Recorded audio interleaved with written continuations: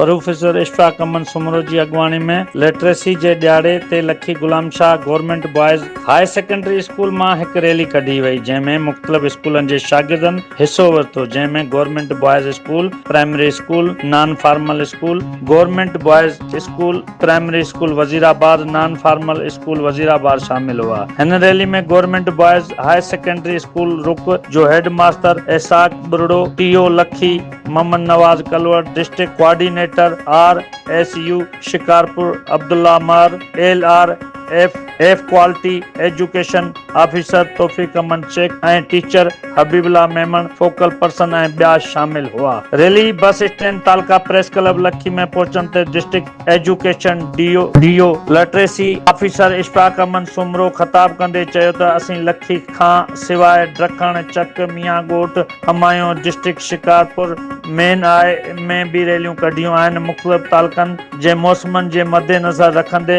रोडनि रस्तनि ते पाणी लॻो पियो आहे। उन जे बावजूद भी असां जे ॻोठनि जा माण्हुनि ऐं तालकनि जे माण्हुनि खां सवाइ पर्सगिरदाई जे माण्हुनि ऐं वालिदिन खे अवेयरनेस ॾियणु चाहियूं था। तव्हां जा जेके ॿार हिन वक़्तु वॾा थी चुका आहिनि, सिंध गवर्नमेंट तालीम जे वज़ीर सैयद सरदार शाह ज़ाहिद अब्बासी सेक्रेटरी ऐं ॿिया इहो प्रोग्राम सिंध एजुकेशन फाउंडेशन तहत जेके वॾी उमिरि जा ॿार आहिनि उन्हनि स्कूल जे अंदरि आणियो ऐं दाख़िल करायो। उन्हनि जी पढ़ाई जो मुकमल बंदोबस्त थियल आहे। अॻिते वञी हिन पाकिस्तान रोशन मुस्तक़बिल जो अॻिते वञी नारो हणनि। असां हिन रैली ज़रिए असां उन्हनि अबाबनि ऐं उन्हनि दोस्तनि ऐं उन्हनि जे वालिदिन खे इहो पैगाम ॾियणु चाहियां थो त पंहिंजे ॿारनि ऐं स्कूल में वठी अचो, बजाए रुलण अची करे ख़राब थियण खां बची सघनि ऐं हिन मुआशरे जे सहकार ते रहनि। जीअं इंसान पढ़ंदो, तालीम इंसान जे टीं अख आहे। इहे ॿार पढ़ंदा त